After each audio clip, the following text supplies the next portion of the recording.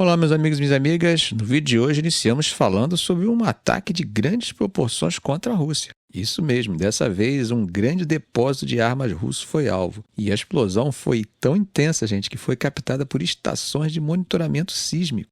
Esse ataque foi um dos maiores contra o arsenal militar da Rússia desde o início da guerra. A cidade de Toropets, que fica a mais de 480 quilômetros ao norte da Ucrânia e a cerca de 370 quilômetros de Moscou, foi o local da explosão.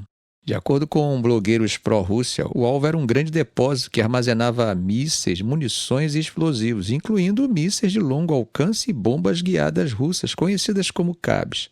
Nas redes sociais, vídeos mostraram uma enorme bola de fogo iluminando o céu noturno e as detonações sendo ouvidas à distância.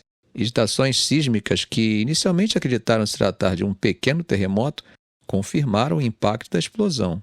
Bom, gente, que fica evidente aqui, apesar de não ter recebido ainda autorização para usar mísseis de longo alcance, a Ucrânia vem conseguindo atingir refinarias de petróleo, plantas de energia, aeródromos e fábricas militares russas.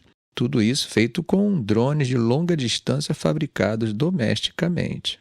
O Ministério da Defesa da Rússia afirmou que 54 drones ucranianos foram destruídos durante a noite em 5 regiões no oeste da Rússia. No entanto, o governador da região de Tver, Igor Rudenia, admitiu tacitamente o ataque, mencionando que bombeiros estavam controlando o incêndio e que moradores estavam sendo evacuados da área.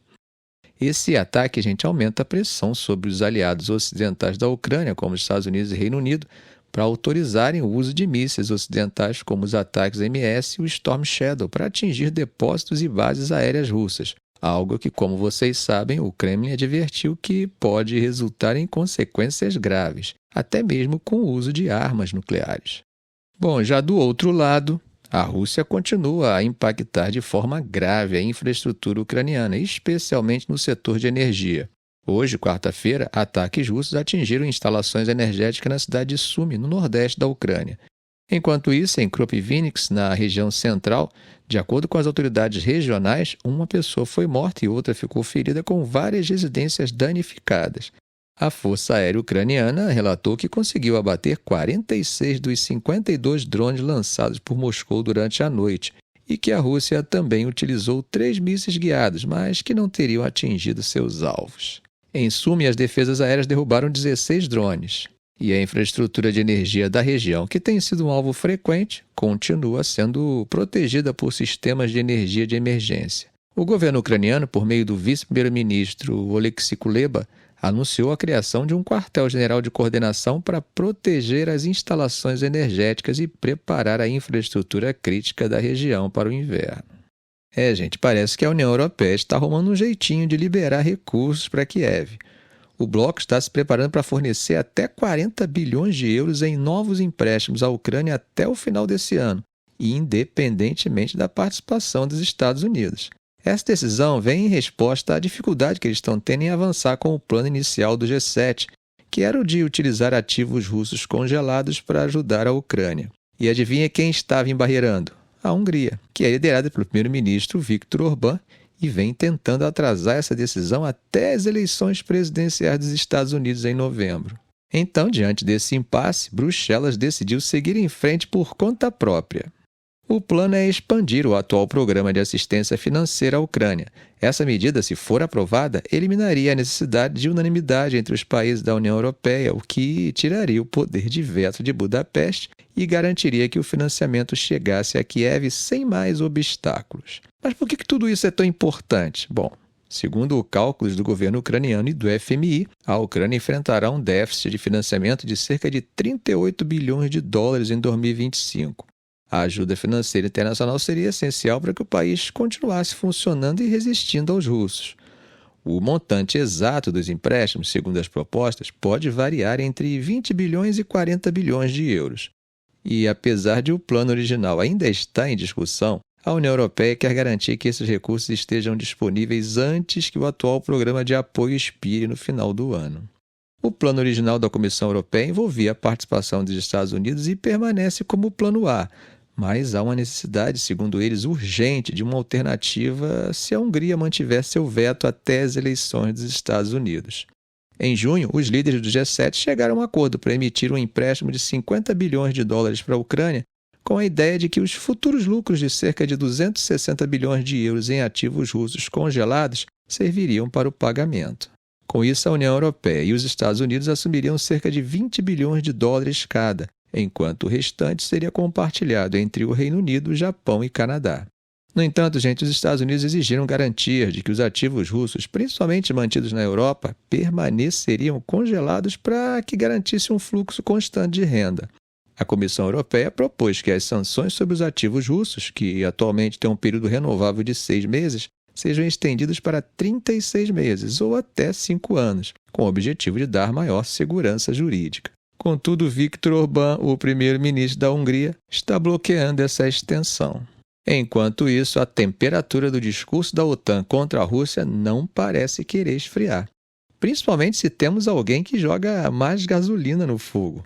Claro que eu estou falando das declarações do secretário-geral da OTAN, Jens Stoltenberg.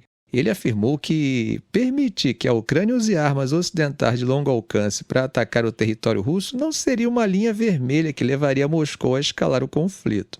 Segundo Stoltenberg, o presidente russo Vladimir Putin já traçou diversas linhas vermelhas no passado, mas não escalou a guerra diretamente contra a OTAN, principalmente porque sabe que a aliança é a mais poderosa do mundo e que uma guerra nuclear não pode ser vencida. E aí, você sentiu o nível da provocação? Bem no estilo que costuma resultar em uma cadeirada, se é que você me entende. Bom, quem respondeu à provocação foi Dmitry Peskov, o porta-voz do governo russo, que classificou a posição de Stoltenberg como provocativa e perigosa. Ele sugeriu que o desprezo pelos avisos de Putin é míope e amadora e poderia aumentar o risco de uma escalada mais séria. O risco é claro. Figuras importantes na Rússia já insinuaram que o uso de armas nucleares não está fora de consideração se as forças ucranianas começarem a atacar profundamente dentro do território russo. Gente, pode até não parecer, mas a situação é realmente grave e perigosa. Eu diria, sem nenhuma dúvida, que o risco de uma guerra nuclear está em seu ponto mais alto desde o fim da Guerra Fria. E isso se deve, em grande parte, à falta de estadistas que estejam à altura de seus cargos. Estamos falando da Ucrânia, mas a situação de crise não para por aí.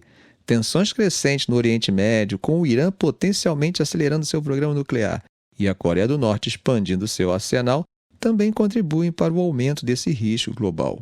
Além disso, se Donald Trump vencer um segundo mandato, existe a possibilidade de que os Estados Unidos retomem os testes nucleares, como sugerido por Robert O'Brien, seu conselheiro de segurança nacional. Essa situação, representa um desafio às regras e tabus que impediram o uso de armas nucleares desde 1945, após os bombardeios de Hiroshima e Nagasaki. No entanto, essa ordem nuclear, que se apoia em tratados como o Tratado de Não Proliferação Nuclear, o TNP, de 1968, e o Tratado de Proibição Completa de Testes Nucleares, o CTBT, de 1997, está se erodindo. Líderes imaturos e sem vocação diplomática, sejam eles autoritários ou democráticos, estão minando as normas internacionais, incluindo aquelas que limitam o uso de armas nucleares ou as que proíbem financiamento a países que perpetram com esses recursos crimes contra o direito humanitário. Se alguém quebra uma norma e não é punido por isso por ser membro permanente do Conselho de Segurança, abre precedente que torna essa exceção ilegal regra quase que costumeira. E quando se trata de segurança nuclear, a coisa é mais grave ainda. O grande risco aqui é a possibilidade de que essas normas, que até agora evitaram o uso de armas nucleares em conflitos convencionais, comecem a colapsar. Em outubro de 2022, a Comunidade de Inteligência dos Estados Unidos estimou que o risco de uso nuclear na Ucrânia poderia chegar a 50%. Isso nos dá uma dimensão da incerteza que está crescendo. Se as normas nucleares continuarem a enfraquecer, o mundo pode se tornar muito mais perigoso. O aumento de testes nucleares, por exemplo, traria consequências humanitárias e ambientais devastadoras. Um exemplo claro disso é o teste nuclear americano de 1954 no atol de Bikini, nas Ilhas Marshall, que vaporou 3 ilhas e causou contaminação em várias outras, além de problemas de saúde graves, como tumores na tireoide. Mas o que está em jogo? Se esse tabu nuclear for quebrado e as armas nucleares voltarem a ser testadas ou usadas, as consequências seriam catastróficas, especialmente com os conflitos regionais se multiplicando pelo mundo. É um cenário bem sombrio, gente, que reforça a urgência de revitalizar os esforços diplomáticos para preservar as normas que têm protegido o mundo desde o fim da Segunda Guerra Mundial. Mas tem gente que está tomando sustos terríveis por 2 dias seguidos e não é com bomba nuclear. No vídeo de ontem, gente, contei para vocês sobre o que aconteceu com os peixes no Líbano, não foi? Pois é, no dia seguinte, nova surpresa desagradável e terrível. Só que dessa vez não foram os peixes, mas os rádios walkie-talkies. Isso mesmo, o Líbano vive momentos de tensão após uma série de explosões em várias cidades, com alvos específicos, os walkie-talkies usados pelo Hezbollah. Informações iniciais relatam um número desconhecido de vítimas e uma fonte do próprio Hezbollah confirmou que os dispositivos de comunicação do grupo foram atingidos. Uma fonte sênior de segurança libanesa descreveu as explosões como sendo de pequeno porte, similares aos ataques de ontem. As imagens dos locais mostram dispositivos de comunicação destruídos, incluindo o modelo Icom ICV-82, bastante utilizados pelo grupo.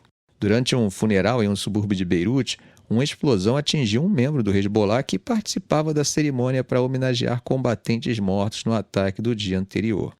O incidente capturado em vídeo mostra o homem sendo derrubado pela explosão, causando pânico entre os presentes. Bom, Israel até agora não assumiu a responsabilidade pelos ataques, mas há especulações de que tenha conseguido inserir explosivos em milhares de pagers adquiridos pelo Hezbollah, o que explicaria a escala e a precisão dessas explosões.